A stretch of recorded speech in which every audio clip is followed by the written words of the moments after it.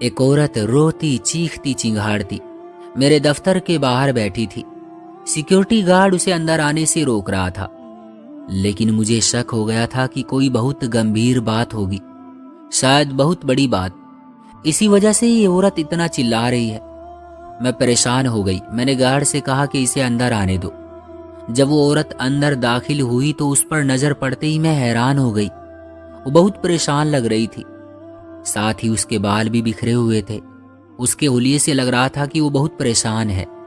मुझे तो ऐसा लग रहा था कि 2 मिनट और मैंने इसकी बात ना सुनी तो ये शायद यही बैठकर रोना पीटना शुरू कर देगी या फिर अपना गिरेबान ही फाड़ डाले। उसे देखकर मुझे बहुत दुख हो रहा था। मैंने उसे चाय पिलाने के लिए कहा तो वो कहने लगी, मेरे घर में मेरी छोटी बहन ने खुदकुशी कर ली है और आप मुझे ऐसा बोल रही हैं। मैंने हैरत से उसकी तरफ देखा। खुदकुशी कर ली है? मैं आपके साथ चलती हूँ, आप परेशान ना हो। कैसे परेशान ना हो? वो रोती पीटती बाहर निकली। मैं फौरन से गाड़ी में बैठकर उसके घर के तरफ चल पड़ी थी। वो बहुत परेशान लग रही थी। आपकी बहन की उम्र क्या है? जी वो सिर्फ 15 से 16 साल की है। बहुत परेशान हूँ मैं उसकी खुदकुशी की वजह से। पूरे गांव में हमारी बदनामी हो गई है। आपको अपनी बदनामी की पड़ी है। आप चलकर अपनी बहन के बारे में सोचिए, उसे इंसाफ दिलाइए। उसने खुदकुशी क्यों की है? वजह क्या बनी? मैं उससे अलग अलग सवाल करने लगी तो वो बोली कि हमें तो इस खुदकुशी के बारे में कुछ नहीं पता। आप बड़े लोग हैं, आपको ऐसे मामलात की फौरन समझ आ जाती है, मगर हम छोटे लोग हैं, हमें नहीं पता चलता कि कोई हादसा कैसे हुआ है, इसके पीछे वजह क्या है। हम तो सादा से लोग हैं जी, गांव में रहने वाले। सदियों से हम गांव में ही रहे हैं, जिंदगी में कभी गांव से बाहर गए ही नहीं। हमने कभी ऐसा वाकया पहले कभी देखा ही नहीं था। हमें कैसे पता चलेगा कि मेरी बहन ने खुदकुशी क्यों की है, वो भी सिर्फ इतनी सी उम्र में, जब इंसान जीना सीखता है। मैं उस औरत की बातें समझ पा रही थी, लेकिन उसके बात करने का ढंग ऐसा था जिससे मैं समझ सकती थी कि वो एक अक्लमंद औरत है। खैर मैंने उससे बहस नहीं की। मैं उसके घर जा पहुंची। घर के बाहर लोगों की भीड़ लगी हुई थी। एक चमगट्ठा था जो कि हर तरफ इकट्ठा हो रहा था। लोग बार बार सवाल कर रहे थे कि आखिर इस लड़की ने खुदकुशी क्यों की है। मैं भी जब गई तो उस कमरे पर ताला लगा दिया गया था। जिस कमरे में उस लड़की की लाश रखी थी वो कमरा अब ताले के अंदर था। मैंने उस लड़की की बहन साजिया से पूछा, साजिया बीबी ये क्या है? तुम लोगों ने इस कमरे को ताला लगा दिया, इसे खोलो ताकि मैं तुम्हारी बहन को देख सकूं। खुदकुशी की वजह तभी मालूम होगी जब मैं इस कमरे के अंदर जाऊंगी, इस लड़की के कमरे को अच्छे तरीके से देखूंगी, पता चलाऊंगी कि आखिर इसके साथ हुआ क्या है। खुदकुशी है भी या नहीं, खुदकुशी है या कत्ल। मेरी बात सुनकर साजिया ने फौरन चाबी मंगवाई और कमरे को खुलवा दिया। बाकी लोग भी अंदर आना चाहते थे, मगर किसी को इस बात की इजाजत नहीं दी गई। कमरा खुला, हम सब लोग अंदर दाखिल हुए। साजिया मेरे साथ ही थी। मेरी जब पंखे पर नजर पड़ी तो मैं हैरान हो गई थी। वो पंखा बिल्कुल कमजोर सा लग रहा था, लेकिन उसके साथ उस लड़की की लाश लटकी हुई थी। लड़की के बाजू भी ऊपर को हुए हुए थे और उसने अपने चेहरे पर एक नकाब लपेटा हुआ था। ये बड़ी रहस्यमय किस्म की खुदकुशी थी। जब इंसान मरता है तो उसे इन चीजों के बारे में ख्याल नहीं होता। मेरे दिल में बहुत रहम आने लगा कि ये लड़की किस कदर दीनदार थी, जिसने मरते हुए भी अपनी हया और पाक दामिनी को नहीं छोड़ा, जिसने ये नहीं सोचा कि मैं मरने के बाद तो अपने वजूद से बेखबर हो जाऊंगी, तो मैं कुछ भी करूं इससे फर्क नहीं पड़ेगा, बल्कि मरते हुए भी उसने अपने चेहरे अपने जिस्म को अच्छे तरीके से ढाका हुआ था। मैंने उसकी बहन से भी पूछा, साजिया बीबी तुम्हारी बहन पर्दा करती थी क्या? साजिया ने जोरदार हाँ में जवाब दिया कि मेरी बहन बहुत पर्देदार थी और लोगों को उसकी यही बात तो खटकती थी। इस बस्ती में कभी किसी ने पर्दा नहीं किया सिवाय मेरी बहन के। मेरी बहन बहुत दीनदार थी। साजिया बार बार अपनी बहन की तारीफें कर रही थी और मैं यही देख रही थी कि साजिया में उसके लिए बहुत ज्यादा हमदर्दी थी। अब क्या हो सकता है, ये तो तुम्हारी बहन की खुदकुशी ही है। मैं तो समझी कि कुछ खाने से इसकी मौत हुई है, लेकिन उसने तो पंखे के साथ लटक कर जान ली है। जिस्म पर भी जख्म का कोई निशान नहीं नजर आ रहा। अब तुम इसकी लाश को उतारो और इसे दफना दो। इसके अलावा अगर कोई तमाशा बनेगा तो फिर तुम लोगों के लिए मुश्किल हो जाएगी। अगर पुलिस ने आकर पूछताछ करनी शुरू कर दी तो फिर तुम लोगों से भी पूछताछ की जाएगी। खुदकुशी क्यों हुई और कैसे हुई, इसके पीछे वजह कौन बना? अक्सर खुदकुशी के मामलात में जिम्मेदारी घर वालों पर ही जाती है, क्योंकि घर वाले ही इंसान से राबता रखने वाले वाहिद लोग होते हैं जो मरने वाले की हर खुशी और हर गम को जानते होते हैं। बाकी लोगों को तो नहीं पता होता कि कौन क्या कर रहा है। इस बात ने साजिया को भी परेशान कर दिया था। साजिया ने कहा कि आपकी बात बिल्कुल ठीक है, अब हम पुलिस को इस केस में और जगह नहीं देंगे। अगर पुलिस शामिल हो गई तो हमारे लिए तो मुश्किल हो जाएगी। हम अपनी जान छुड़ाएंगे या फिर अपनी बहन के लिए इंसाफ मांगेंगे। आपको किसी पर शक है क्या? मैंने साजिया से पूछा था। नहीं, मुझे किसी पर शक नहीं है। हमारा है ही कौन, हम तो गरीब से लोग हैं। मैं यही बातें कर रही थी कि बाहर भीड़ से आवाज आना शुरू हो गई। मैं बाहर निकली, देखूं कि आखिर क्या हुआ है। तभी पता चला कि गांव के चौधरी साहब मामला देखने आए हैं। मुझे चौधरी साहब से मिलने का शौक था, क्योंकि मुझे उनके बारे में काफी सारी बातें सुनने को मिली थी। मैंने सोचा कि इसी मौके पर मेरी इस गांव के सबसे असरअंदाज होने वाले आदमी से भी मुलाकात हो जाएगी और हो सकता है कि मुझे कभी इनसे कोई मदद मांगनी पड़े। सो मैंने वही किया। मैंने जाकर चौधरी साहब से मुलाकात की, उनका शुक्रिया अदा किया। उनसे कहा कि मैं आपको जानती हूँ और मुझे बड़ी खुशी है कि आप अपने गांव के बड़े हैं। 2 पल के लिए मैं साजिया वाली बात भूल गई थी। मैंने देखा चौधरी साहब वाकई में बहुत खुशगवार इंसान नजर आते थे। उनके चेहरे को देखकर लगता था जैसे जिंदगी में उन्होंने कभी कोई गुनाह नहीं किया। बहुत ही सफेद नूरानी चेहरा था। मैंने चौधरी साहब से कहा कि मुझे आप पर पूरा भरोसा है कि आप इस वाकये की छानबीन अपने तरीके से करवाएंगे।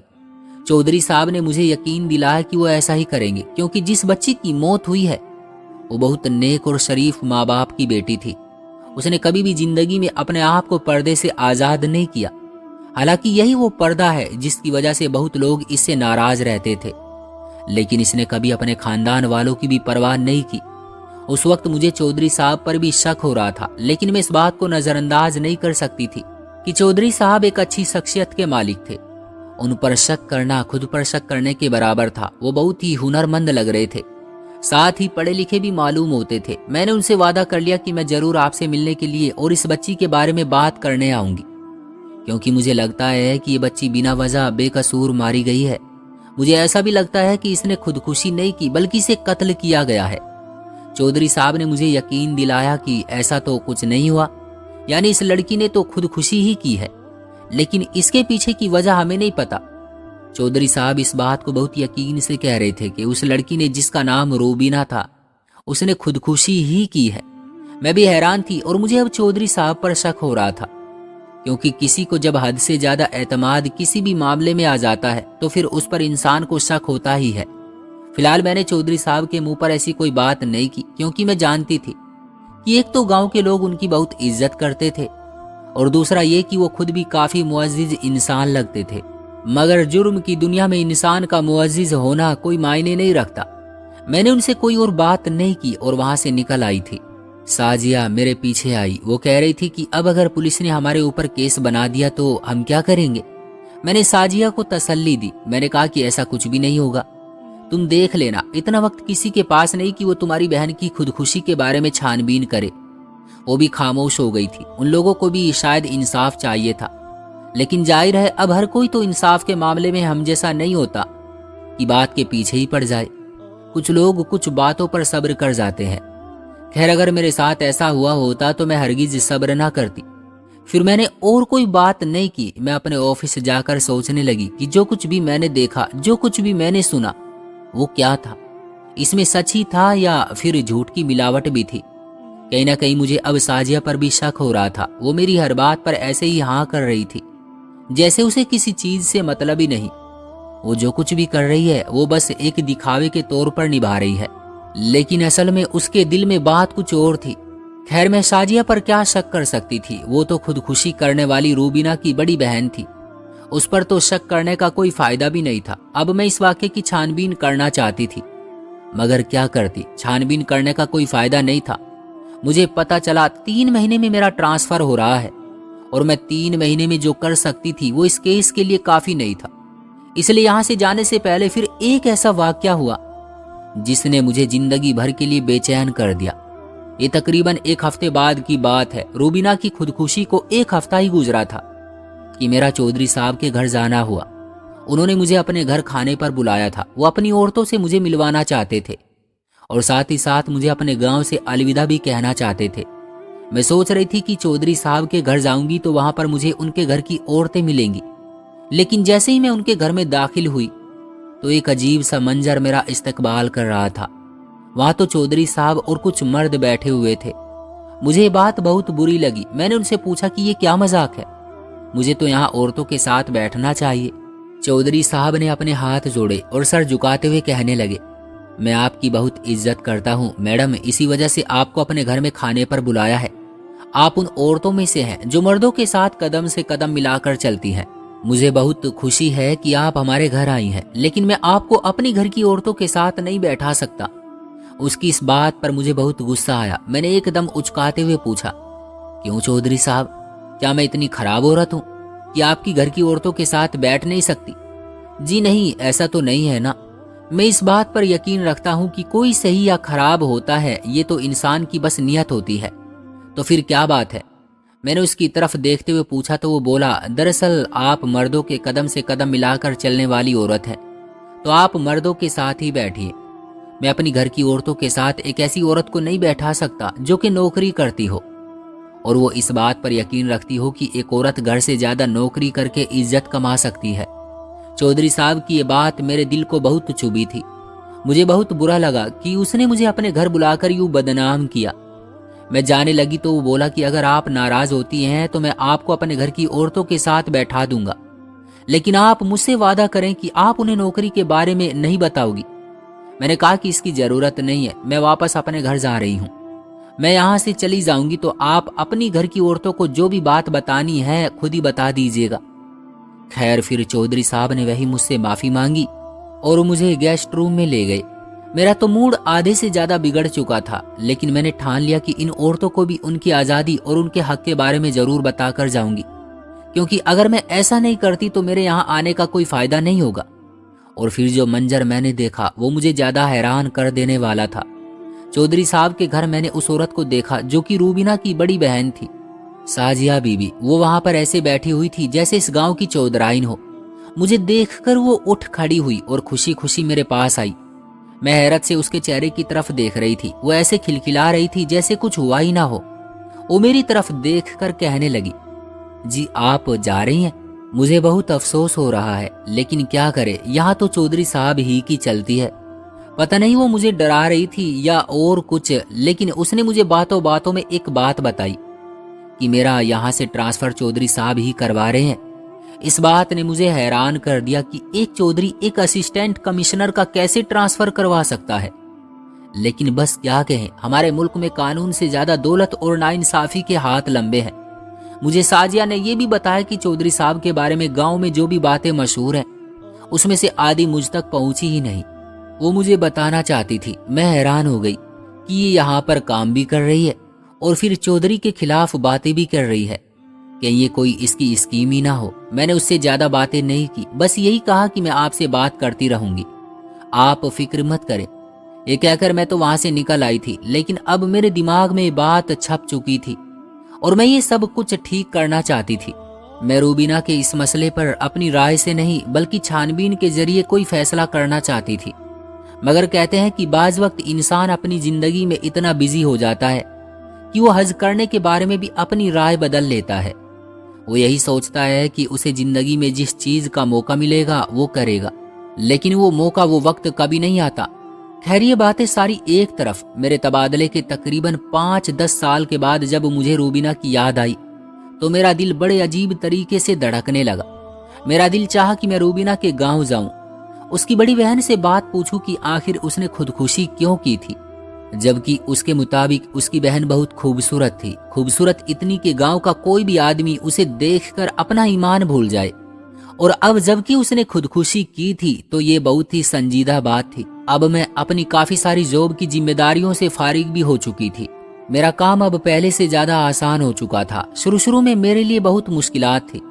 अब जबकि मैं रूबीना के बारे में छानबीन कर सकती थी तो मेरा दिल बार बार मचलता था। मैं यही सोचती कि मैं किसी तरीके से रूबीना के गांव जाऊं और जाकर इस बात की छानबीन करूं। तो मैंने ऐसा एक दिन कर ही लिया। मैंने अपनी गाड़ी निकाली और अपने शौहर के साथ रूबीना के गांव की तरफ चल पड़ी। रूबीना के गांव में जाकर सब कुछ वैसे का वैसा ही लग रहा था।